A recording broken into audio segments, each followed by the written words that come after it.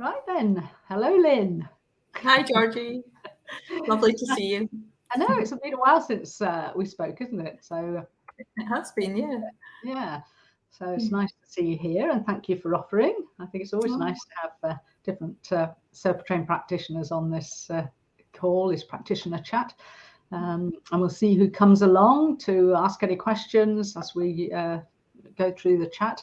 And then, of course, we're going to record it and people can listen to it later on anyway.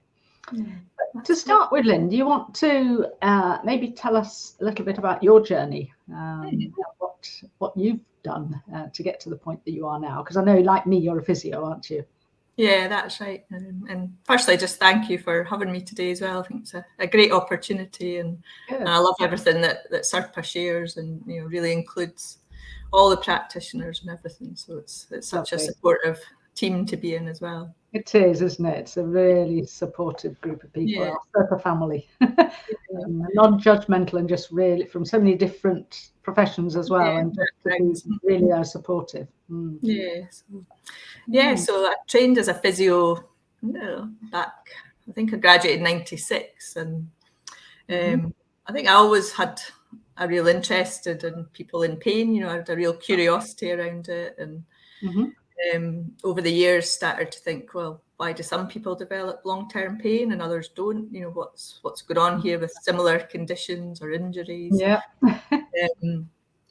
And so I kind of always kept my focus there. And then alongside that, I had my own sort of journey with anxiety and depression.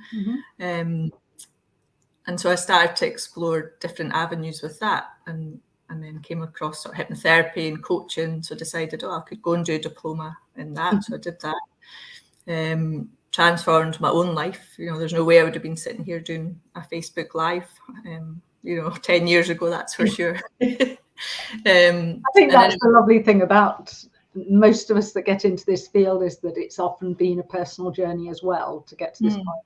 And I think that's really helpful for our clients as well to recognize it. We can't really do this without really understanding it ourselves and living it, because it's not just about resolving pain, as some people, as people who come to us to say getting rid of their pain or whatever.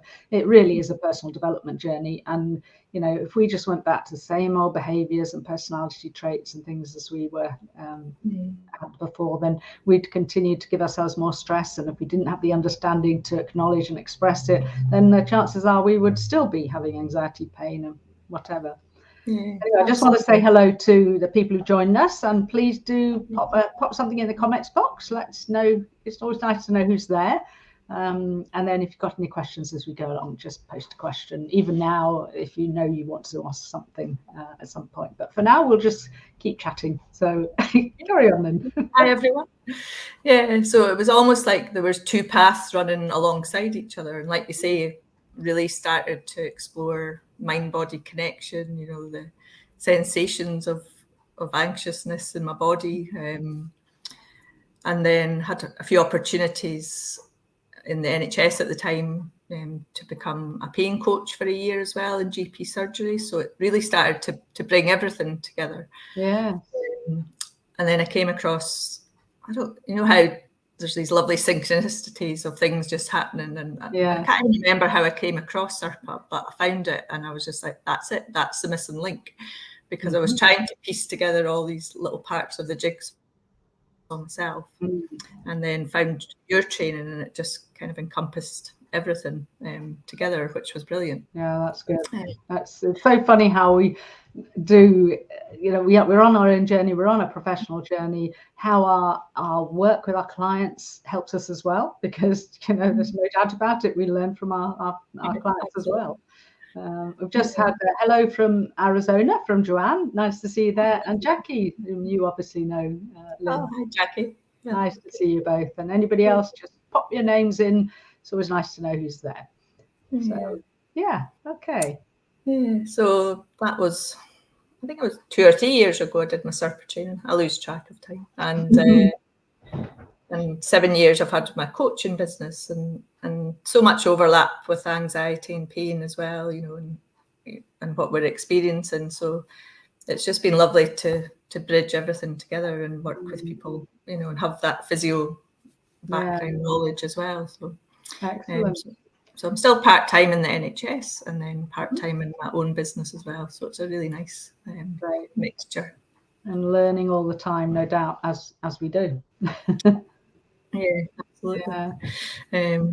I think you're so right about our clients being our biggest teachers as well, because invariably it shows up something within you or your own life as well. Absolutely. Often what we're teaching, we're learning as well, in whatever we're doing. So yeah. Julie now, she's joined us. Hello, Julie, as well. Yeah. Oh, so nice. All J's, JJJ. So have you got any clients that have really sort of sparked your interest, or you've really learned something from, let's say, that you can have permission to talk about, for example? Yeah, so working with a really lovely lady at the moment, who's had quite a journey following a wrist fracture around 4 years ago. Right. There was quite, we can maybe talk about trauma later on, but the way the accident happened was quite traumatic, and it was during a really important life event for her as well. Her grandchild was about to be born. Wow. So the impact of that wrist fracture meant that she wasn't able to be there as a grandma as she wanted to be either. Yeah. So I think she had surgery and was in hospital a few days, came out, got physio, the normal sort of rehab path. But 4 years on, her pain has still persisted in her wrist and hand. So she, I think, had seen lots of different people, lots of different consultants. I'd been told it was the scar tissue rubbing on the plates. It was carpal tunnel syndrome. And then, unfortunately, at one GP visit, they said, well, maybe the only option we have now is to refer you in for an amputation, which oh my goodness, I think in this day and age, with what we know around pain science, I think I had my head in my hands during the Zoom call. I can imagine. Oh my goodness. And how sad that this goes on for so long after the tissues have healed, because people don't recognize that there are other things going on, and nobody asks about the trauma. Nobody asks about what was going on at the time of the injury, let alone about, what are your fears? What are your personalities? Have you experienced trauma in your past? That sort of thing. And when that's relevant, you can see why, when it's not addressed and they're just addressing the pain, why the pain would persist. And the fear related to that, fear related to being told that you might need an amputation. Oh my goodness. I know. I mean, I'm hopeful that any surgeon would have said no. It certainly wasn't what my client wanted either. And she'd started to read around mind-body approach leading up to that. So I think her own, I always talk to clients about their own inner wisdom. So I think her own inner wisdom was guiding her to look in a different direction anyway. Yeah. But you're right, I think when you're being told some messages from health professionals, the fear that's then evoked, well, what if they are right, and what if I'm not understanding this? And the evidence shows, doesn't it, that it's so important, the language that doctors and therapists use, and that they need to be careful, because it shows that pain can persist and increase if they start talking about scary terms and, possibility of all the awful things that they are thinking might happen. And even that when they've had scans that show something going on, that if they don't explain this as a normal part of aging, that can actually cause pain to persist and even actually end up with more interventions, more costly interventions. And studies have shown that. Definitely words that harm and heal and ramp up the pain or reduce it. And, so thankfully she found the SERPA website, and then that led her to doing some work with me. And she's had a lot to work with, I suppose, with all these messages that have come to her, here. But she's really embracing the mind-body connection, and has really seen, well, sometimes my wrist feels fine and other times the pain's there. So it can't be just what's going on in the tissues. When I'm doing something I enjoy, I'm not really noticing it. And that's often what they think is, well, it's there, but I'm just not noticing it. Rather than recognizing actually it's a lot less, and you don't need to notice it because you're in flow, or you're doing something fun, or you're socializing, or you're on holiday, or away from all the stresses and strains. And it's about really recognizing it, and for many people keeping an evidence sheet to remind themselves of that, because when they're in that spiral of despair, when the pain's increased again, then you can so easily forget the times when the pain has been better, or that you've made such progress. Progress is really like this, isn't it? It's up and down. It's not just, whoa, let's get better. And these are the times when it's important to have like an evidence sheet, and times to remind yourself of what you're learning. It's the times of most learning, I would suggest, when you're in the dip. And then when you come out of that, then you're strengthening those neural pathways of, changing your brain and retraining your brain. Yeah, right. Although you don't really want to be in the dip, it is when things show up and you think, well, what is it I'm believing right now that's going on? And I've just checked, and on Monday we have Lizzie, who did our success story last month, and she said during the success story I did with her, and unfortunately we weren't able to do it on Facebook Live because there was problems with technology, but we cut out a snippet of about a minute where she just suddenly said, I always used to just poo-poo it when people said that they were grateful for their pain, grateful for the journey. And she said, there was no way I was grateful for my pain or whatever. And then, she just talks about that, and how now she is so grateful for having gone through all that. And she had a rocky journey. I worked with her, and she was very much up and down. But each time there was a challenge, and she learned from it, it made her stronger. It helped her bounce back each time. It's just when you're there, and occasionally, if there's a trigger for me, my mood might drop.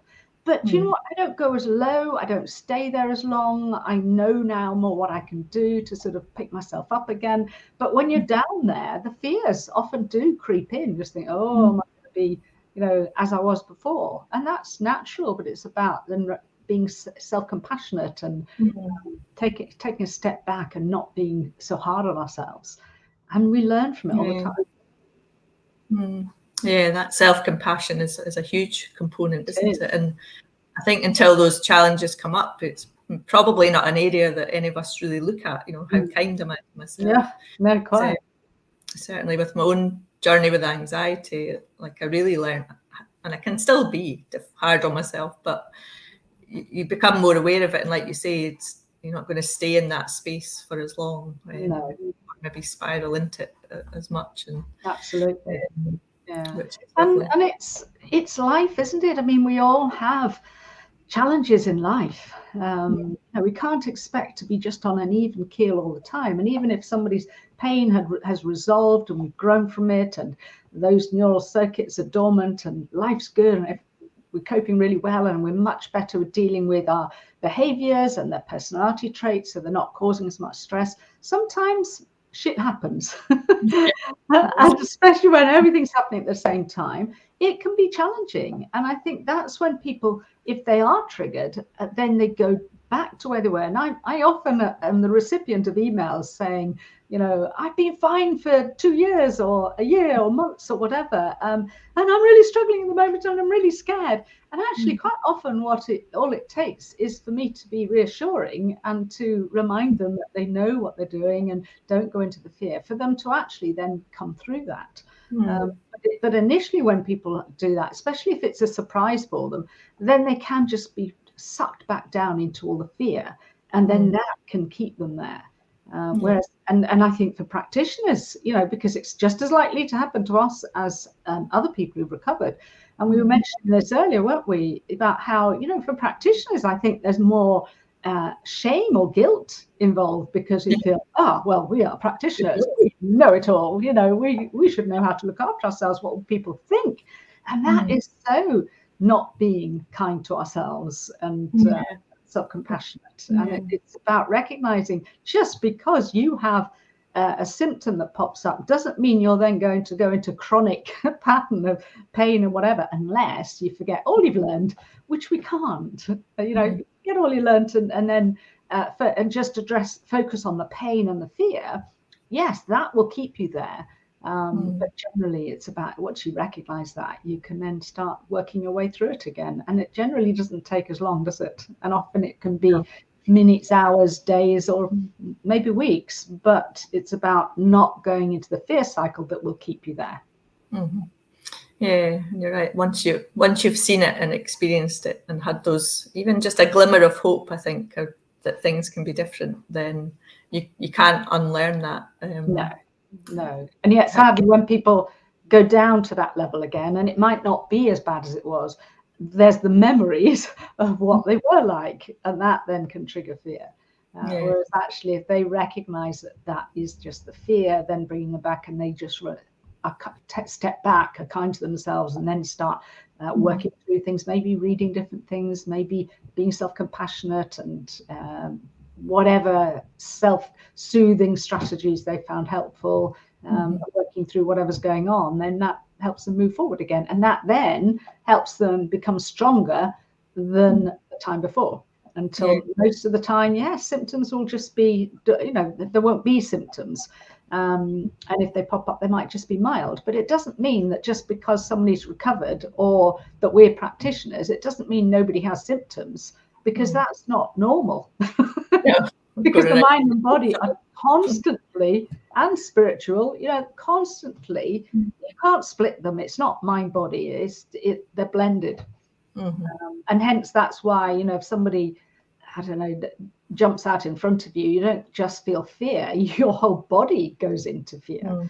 And the more emotionally aware we are, the more we can start becoming aware of as soon as we're triggered, and then working on that rather than the symptoms. But even that is, waiting for symptoms to pop up. But even that can be challenging depending on circumstances, what's going on in our lives, etc.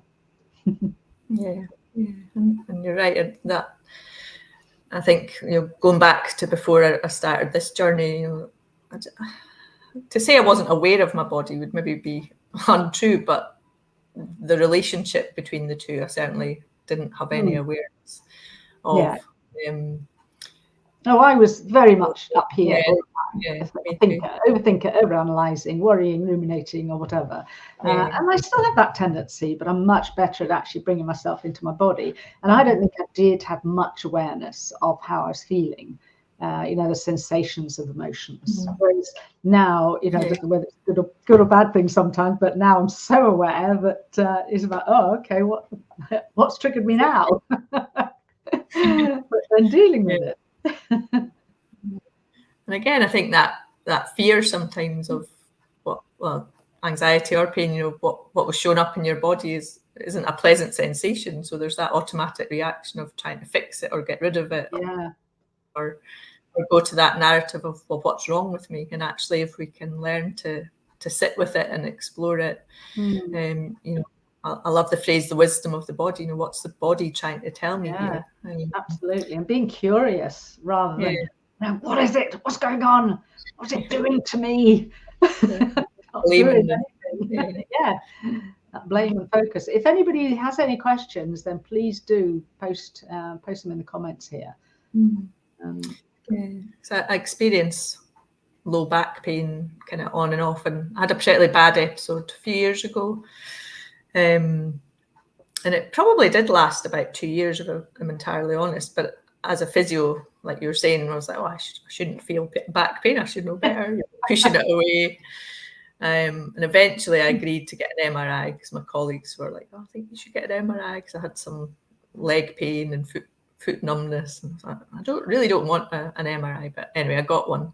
And it said something like I had multi-level degenerative disc disease with bulges all over the place, and all of that.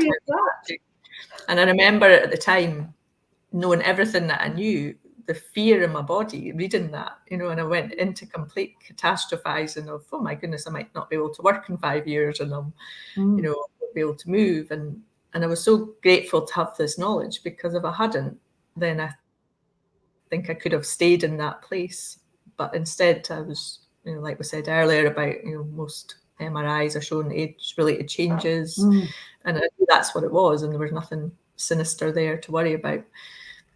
And fast forward, and it's not that I don't ever get back pain now, but when I do get back pain, I don't even really think about, well, that multi-level disc disease has come back or it's flared up. I think, what's going on in my life now?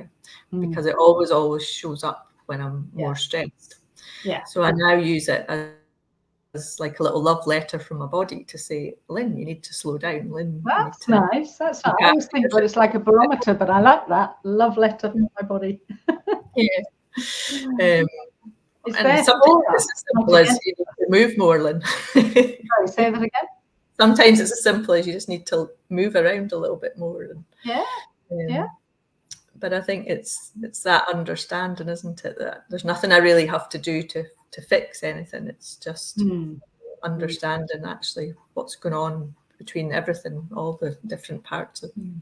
I think that's it, isn't it? And it's not just, as some people seem to think, well, we'll journal about this thing and then it'll be resolved. If we read one of our books and the pain goes, then I don't think people learn very much from that. Especially if they don't use what they've learned in their lives to actually enrich their lives, look at hobbies, have fun, have joy, or do something, making sure that they've got a more balanced life and look at their personalities. If they just read the book, resolve it, and then go back to doing what they always did, which quite a lot of people do. And I also get quite a few emails from people saying, I was a book recovery, 1, 2, 3 years ago, or whatever, and I'm in so much pain now, I don't know what to do. Can you help? And it comes down to the fact that they did a bit of journaling or they read the book, but they didn't realize this is a life journey. And the life journey isn't about it being working every day. It enriches your life, doesn't it? Because you know what, the hell that we cause ourselves by being in our heads all the time, if we're feeling guilt or we're feeling angry or ruminating. And it was interesting because today there was some cars parked outside my house, and one blocked my drive. And a few years ago that happened. It was quite a few years ago, because I remember I had to go and pick my daughter up from school, and I was getting really worried because actually that person had parked the car in front of my drive, walked into town.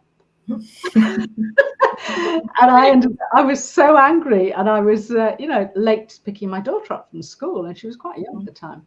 And this time I just sort of noticed it was there, and I chose not to do anything about it. And if I decide, because I knew I wasn't going out anywhere, I know there's I've spoken to them before about sort of not blocking the drive, but on this occasion I just thought, do you know what, I'm not going out. There's no death anywhere, whatever. I know where they are, so I could have just knocked on the door and then asked them to move the car. But I chose to not allow myself to get into the drama of going next door and asking them to move, which I would have done if I needed to, but I didn't need to. And I think it's just the more we feel, I don't know, I could get into the drama of thinking, I don't know, is it legal or just it's not allowed? You're not allowed to park in front of someone's drive. I could have got into that story and that drama, but I didn't want to. I just felt, no, I don't feel like going there. So, and I'm really making an effort at the moment to not go into drama where I don't need to. Much easier. It's much more peaceful life, isn't it? And I think it's a work in progress. It always is with any of this, isn't it? And I think it's that awareness or self-awareness, that we aren't our thoughts, which is what I used to believe. I used to believe every thought I had, and as we learn, I'm not my thoughts, I'm not my emotions, and there's a space opens up, isn't there, between us and whatever's happening. So it's in that space that we can choose to respond in a different way and realize, actually, if I go down that route, I'm just causing myself more stress, more worry. I remember reading a book by Michael Singer a number of years ago, and he said in it, what's it, The Untethered Soul? And he said in it, if you're watching your thoughts, whose thoughts are they? And that baffled me at the time. I think, whose thoughts are there? But it really makes you separate from them and recognize this is just our ego and the thoughts coming up, but we don't need to engage in them at all. Yeah. I think it was that book actually that when I started to really see that, that place of observation and even sharing that with clients, rather than I am anxious, I'm having some anxious thoughts about whatever it is, or I'm having some painful or unpleasant sensations, and not saying my pain. There's a massive thing as well, because then it's overwhelming and all encompassing. And if it's part of you, it's a lot harder to get rid of, isn't it? And that's what they're thinking they need to do, whereas actually it's not part of us, and it's about not attaching ourselves to them and just letting them go. We have a message from Jackie, who says she works in palliative care and she sees many people with pain, which obviously has mind, body, spirit components, but everybody focuses so much on medications to fix. Absolutely. And it's just so sad. People aren't recognizing there's so much more going on. And in fact, I've got a newsletter going out probably actually in about 5 minutes. And I decided to focus on this about, because I feel that we are, what do I put? Something like, we're on the cusp of change. There's so much evidence around chronic pain now, isn't there? And so much work that's been done on this. And there now is an acceptance that pain is not linked to tissue damage. And that it is about chronic pain, neural pathways, neural circuits that become learned and sensitized. Now, I know that's not widely accepted yet, but oh boy, in the last 5 years, that has evolved hugely, hasn't it? It's going to take a bit longer, and it's going to take longer for people to recognize that the link with trauma and that emotions can trigger pain. You don't have to even have a physical injury. But the fact is, we're moving forward, and that's huge. And the evidence is there. It's just that the evidence, people aren't aware of the evidence. And I think they say something like it takes 20 years before the evidence base reaches the clinical interface. Sadly, it's over 20 years since the adverse childhood experiences studies all started. And that still is not a question that people are asked, even if they're in hospital or they're seeing a doctor or specialist, even just what was going on in your life when the pain came on. That's going to take longer, but there's been huge change. There's massive difference from when I started 16 years ago now. And even the last, I suppose I came across it maybe about 5 years ago, really. And even in that time, it's not good for my bank balance because I just keep buying more and more books off of Amazon. But it was like this whole other world opened up, and all that frustration of not being able to really help people, and just manage their pain was getting so depressing as a clinician. And suddenly this whole world opened up. And I think trauma is such, I love all Gabor Mate's work, and really I've learned about trauma with a little t as well, not just the big traumas. And everyone experienced trauma, Everybody has. Okay, so you brought it up. Would you like to explain then, for those who might not understand, what the difference between big T and little t? So the adverse childhood experience questionnaire tends to use quite big things, doesn't it? Like maybe a parent being in jail or divorce of a parent, things like that. Physical, sexual, emotional abuse. Abuse. So that's obviously your big T traumas, but then there can be little T traumas, like there was one I read about recently that there was a guy who'd had really loving parents, really supportive parents, but they were both doctors. So although they didn't put pressure on him and didn't say you must do this, you must do that, I think just that expectation of and looking up to them, they're both doctors, so they want to do well, that evoked that sort of perfectionist traits within him. So you might not think of it as a trauma, but actually that stress that he put himself under over those years was little t trauma.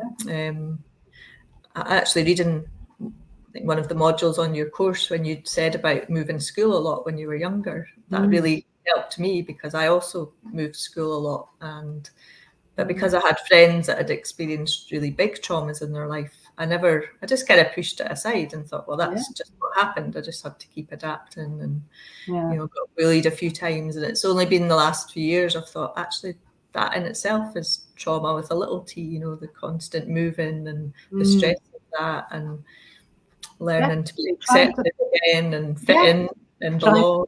Yes. Yeah, absolutely. So thank you for that, because it made me realise, your story helped me to realise actually that was important. That was trauma with a little t.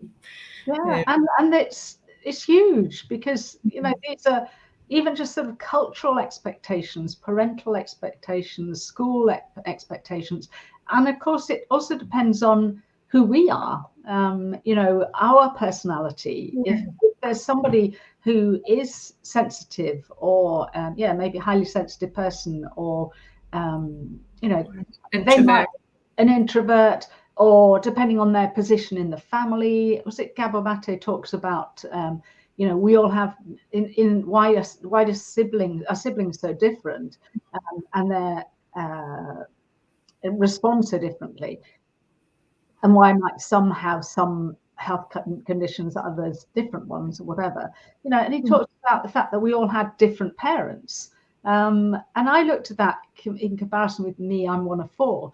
Could absolutely see that my eldest sister, for example, had very different parents from me. They were really young. They were moving country because they were in the Air Force.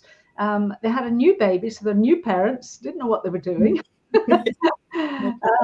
Really strict. And then I came along as the third daughter, and I, as my eldest sister would say, I had it easy. And actually, I think I did have it easier, because they were learning by then. And in fact, I remember when my son became a teenager, saying to him, "We've never had a teenager before. You've never been a teenager before. But we'll get through this." But we're learning, and we do. And then, then we learned with him. And then my daughter was 21 months younger. And then, of course, she's a daughter. She's not a son.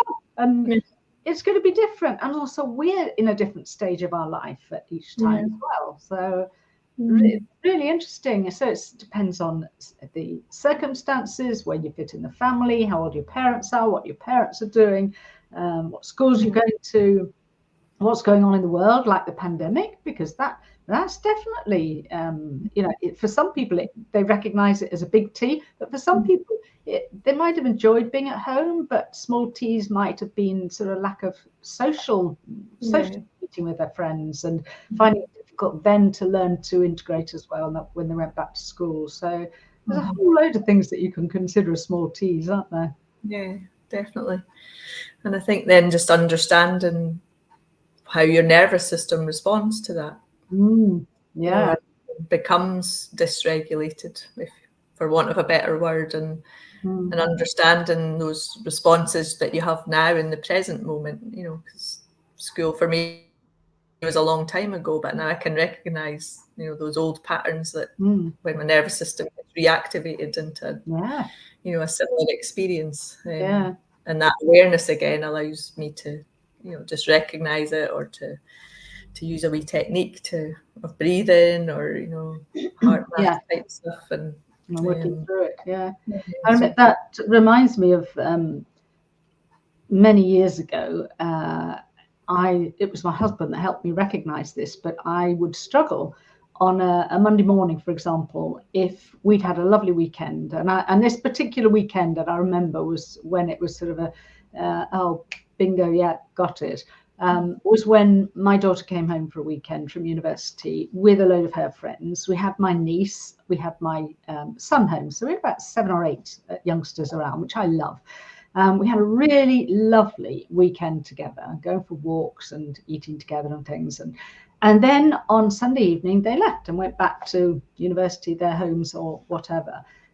And I knew I'd been triggered, but the following morning, I was so low. I was incredibly low. And it was my husband that then said, "Do you think this has anything to do with boarding school?" And it was like a light bulb moment for me. I was quite impressed with him. No, it's very good. You're listening to you, Georgie. Yeah, absolutely. I've been sowing seeds for so long. But it was, because my primal brain felt abandoned. They abandoned me on Sunday evening. And then it reminded me of being at boarding school, first of all, being, abandoned at boarding school. But we used to go away, be taken home for weekends. We could have one weekend away with the family every half term. And Sunday mornings, I'd wake up on that weekend and feel nauseous. By the evening, I couldn't eat my evening meal before we then went back to school. And Mondays were awful. And actually, this was a revelation to make the connection, because then I could do something about it, because I never understood it. But having it sort of and I could, it was early in the days of doing this work anyway. But yes, I could have probably used a technique or whatever. But it was really this understanding that this was an unconscious trigger and that my primal brain was feeling unsafe, that just helped me then, and that helped me plan ahead as well, to make sure that maybe I had something to look forward to on the Monday, or not to go straight into the office on a Monday, but maybe to actually go out, meet, have a coffee with friends, or do some journaling, or whatever it happened to be. And so that really helped. So as I said before, sometimes my mood can drop, but nowhere near as low as it used to, and I don't stay there as long. And even without having that connection, I would have still worked on the sensations, because actually that's my body showing that it's not feeling safe, and then work with that. But I just found that was really, really interesting for me to see that attachment issue. Yeah, and it's really lovely, isn't it? That sort of compassionate inquiry of what's going on here, and recognizing that I don't feel safe, but you did such lovely things for yourself, to create that safety in the moment now. Yeah, absolutely. For yourself to move forward. And I could look back over the years, and I could see how that had impacted me. I could really see that other times when I'd just felt really low, but never really made the connection. It might be when we'd had a big party, maybe visiting family, and then I came home, or just other things that just helped me make that connection. And that means then I was able to be more compassionate and understanding. And I think part of this work, I think you mentioned about the timelines, when clients are able to map out events in their life, and maybe when they first started experiencing their symptoms, whether that's pain or anxiety or fatigue, and actually to see those links within that timeline is just so empowering for people. It is, because there can be patterns. Has learned to respond. Yeah, and sometimes it might not be the same thing happening, but it's triggering a pattern within us. So I know some people say, maybe if they've had attachment issues, that even somebody not replying in a WhatsApp message for them feels like rejection, because they felt rejected as a child. So they're not being rejected. It's probably being, often they'll then say it was ridiculous because my friend then just said, oh, sorry, her phone had died, or whatever. There's often a good explanation for it, but their primal brain reacted because it was the same feeling of feeling rejected. So it's sometimes patterns, and it's useful to notice what the patterns are, rather than it being exactly the same thing that's actually happening. Yeah. I was wondering as well, because I know you worked with John Sarno and understand, pain showing up due to emotions not being expressed, maybe that we've never been able to show certain emotions like anger or whatever. But I'm always fascinated why it shows up in certain parts of the body, and not others. And I just wondered if you had any thoughts on that? Why does that emotion show up? I don't know, in our shoulder or our back, or well, just put you on the spot there. No, well, not really, because personally, I do think that there is meaning behind the sensation that we have. Whether it's a cough because you're stopping yourself from saying something, or a shoulder pain because you've got the world on your shoulders, back pain, there's, you know, responsibility, maybe financial responsibility or what. And I have to say that the book I love and frequently would use with clients is the Metaphysical Anatomy book. Yeah, and I love it because it's so accurate, and I know a lot of our practitioners have it, and it can be incredibly accurate. You know, sinusitis, you know, what's getting up your nose, and I found that without fail, when even when people have initially thought, no, but I'm not, I'm very tolerant, you know, I'm very tolerant, and yet by the way they're speaking, I can feel that yes, that's the impression that they give, but sometimes unconsciously you can tell there's something else going on there, and that they do get irritated by things.